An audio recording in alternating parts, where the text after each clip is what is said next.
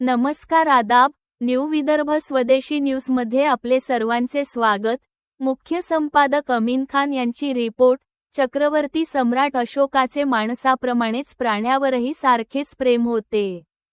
नांदुरा आज दिनांक मार्च 26, 2026 रोजी लोक कल्याणकारी राजा सम्राट अशोक यांनी 2000 वर्षांपूर्वी प्राण्यांसाठी पशुवैद्यकीय दवाखाने व गोहत्याबंदीचा कायदा करून माणसाप्रमाणेच प्राण्यावरही सारखेच प्रेम होते हे आपल्या कृतीतून दाखवून दिले होते, असे स्पष्ट प्रतिपादन भारतीय बौद्ध महासभेचे तालुका अध्यक्ष संजय सपकाळ यांनी केले।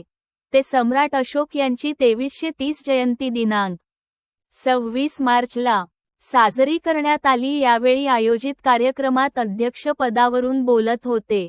स्थानिक तक्षशिला नगर येथील बुद्ध विहारात झालेल्या कार्यक्रमाची सुरुवात प्रथमतः सामुदायिक त्रिसरण पंचशील तथागत गौतम बुद्ध, डॉक्टर बाबासाहेब आंबेडकर व सम्राट अशोक यांच्या फोटोला माल्यार्पण व दीप प्रज्वलनाने झाली।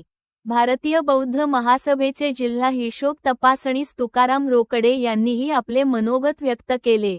संस्थेचे वतीने विहारास सम्राट अशोक यांचे तैलचित्र भेट देण्यात आले।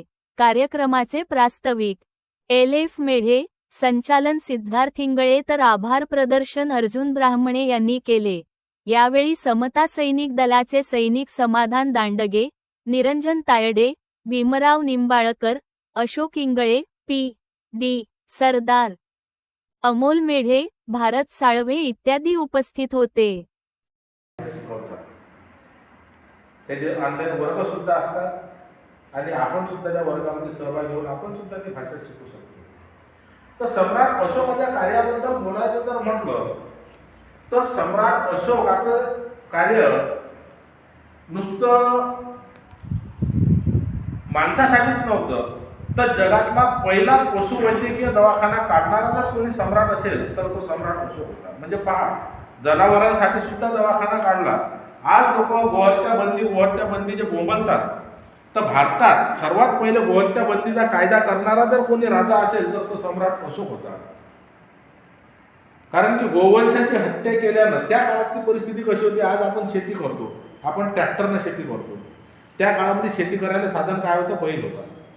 त्याच्यामुळे अशोकाला त्या काळामध्ये गोवंश हत्या बंदीचा कायदा केला होता। सम्राट अशोकाच्या काळामध्ये त्यावेळेस पशुवैद्यकीय दवाखाने होते, ज्याला आपण ढोर दवाखाना म्हणतो, वेटरनरी, नुसते माणसाचे दवाखाने नव्हते।